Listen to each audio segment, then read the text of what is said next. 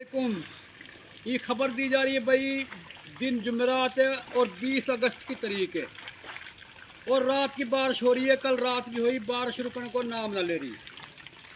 और पानी जैसा कि तुमने पता हो, पानी आगो है। इधर दिखा पानी भाई, बिल्कुल पानी के किनारे हम खड़ा हैं और ये मकान के पिए के पानी जा रहा है।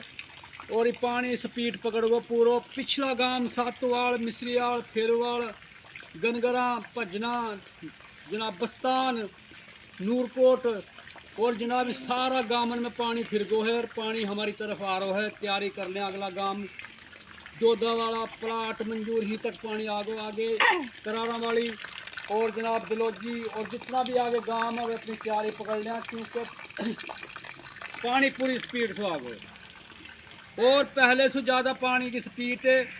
और ऊपर से बारिश जो ना रुक रही है, यूँ बहुत खतरा की निशानी है। तो यह हमारे भाई आज की अपडेट दे रहा था। हम लोग पानी के किनारे खड़ा होके और बारिश में खड़ा होके हम लोग वीडियो बनाने को मौका ना दे रही बारिश। हम यह हमारे बनाना कि ताकि लोग अपना बंदोबस्त कर लें, अपनी जनाब हिफाजत कर लें। और ये पानी तुम्हारे सामने बिल्कुल हम छप्पड़ के कंढे खड़ा और पानी जो है ना आगो है।